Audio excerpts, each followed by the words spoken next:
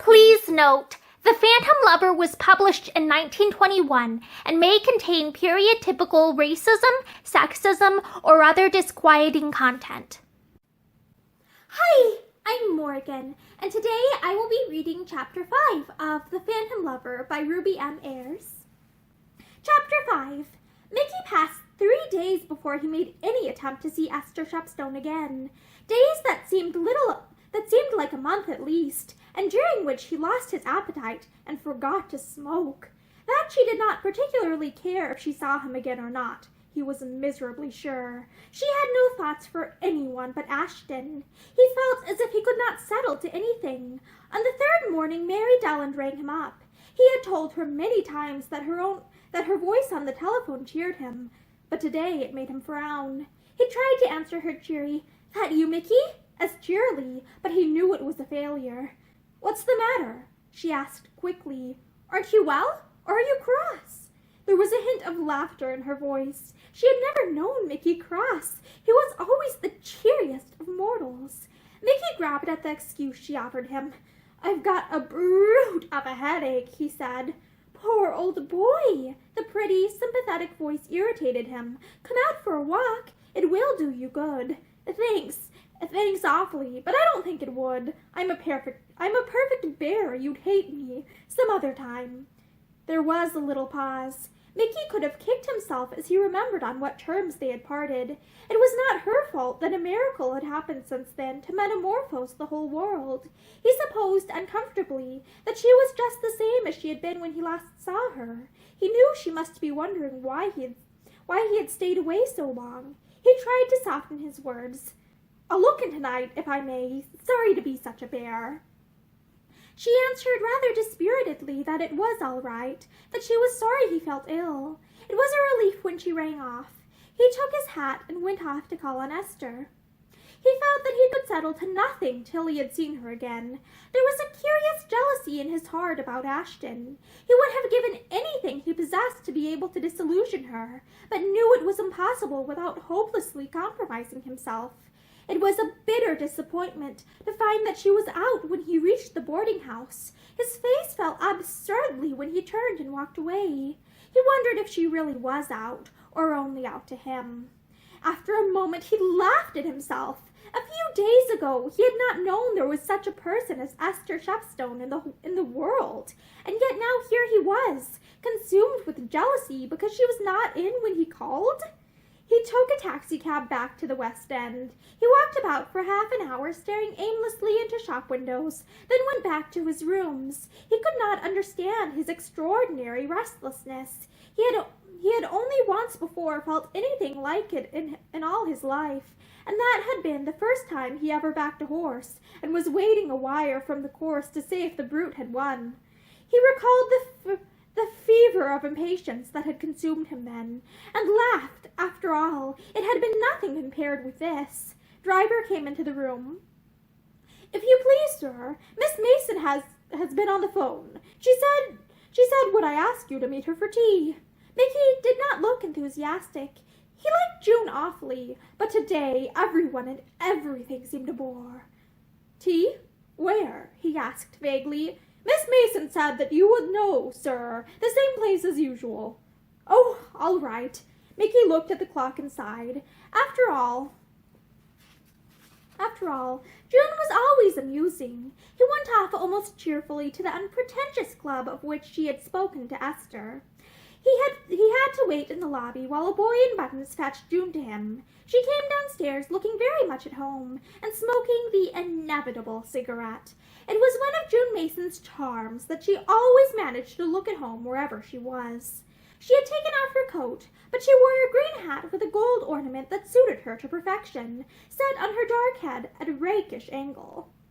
I began to think you were not coming," she said. She gave him her left hand, and Mickey squeezed it in friendly fashion. They went upstairs together to a small tea room, which was just now deserted save for 2 waitresses who were giggling together over a newspaper. June walked over to a table in the window, and Mickey followed. He had been here with her scores of times before, and the 2 waitresses smiled at one another knowingly. They were quite sure that this was a romance. Mickey was sitting with an elbow on the table, absently smoothing the back of his head. He was wishing it was Esther sitting opposite to him. He looked up with a little start when June spoke to him. "What's up, Mickey? I've never seen you looking so depressed." He roused himself with an effort. "Oh, nothing. It's the beastly weather, I expect." She looked at him quizzically with her queer eyes. "I shouldn't have thought the weather would depress you," she said. "However, if you say it does." He shook himself together. "I'm not depressed any longer," he declared. "Well, and how are you? And how is the swindle?" It was Mickey's pet joke to call June's invention the swindle, though in his heart he was almost as proud of it as she was. She laughed. "It's very well, thank you. But that isn't what I want to talk to you about today. Mickey, would you like to come to tea with me one afternoon?" Mickey stared. "Tea? Haven't I come to tea with you today?" "Silly, I don't mean here. I mean where I live. It's a boarding house. I dare say you'll hate it, but it's really quite a nice place, and beggars can't be choosers anyway. I've got a very comfortable sitting room, and most of my own furniture, and I can give you a good cup of tea, or anything else if you prefer it."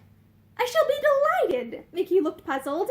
"But isn't this rather a breaking of rules? It's not so very long ago that you made me swear never to try and find out where you lived. I thought it was all to be a deadly secret."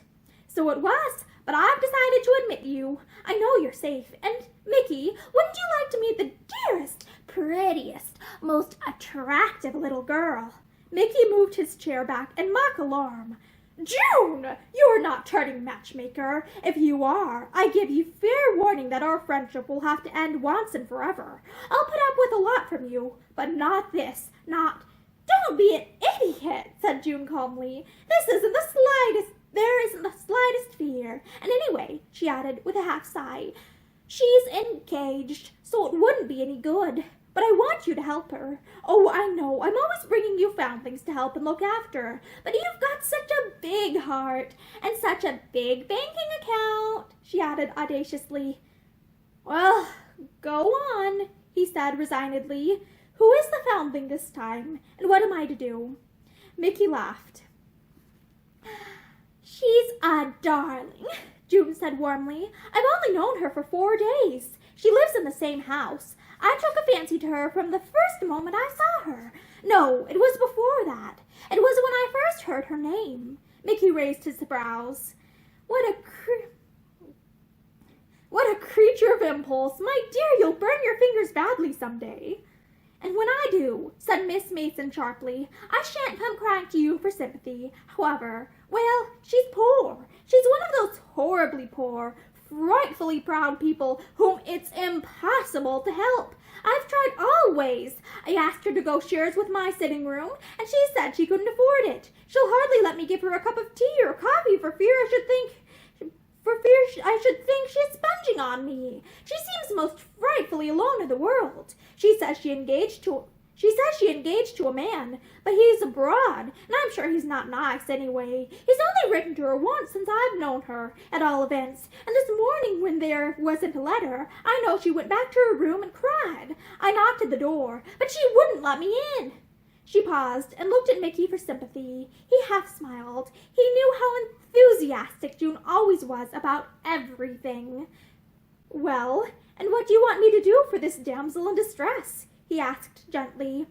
"I want you to get her a berth somewhere," he was told promptly. "No, it's no use saying you can't. My dear man, you must know scores of people who'd take her in. She thought she was fixed up all right, but now it appears that the people she was with before haven't got a vacancy for her, and so that's knocked on the head. She told me that she'd have to just take the first thing that came along. I don't believe she's hardly got a shilling to her name.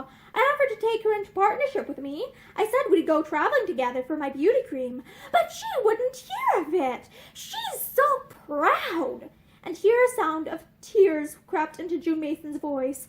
"I ask you, Mickey, what can be done with anyone like that?"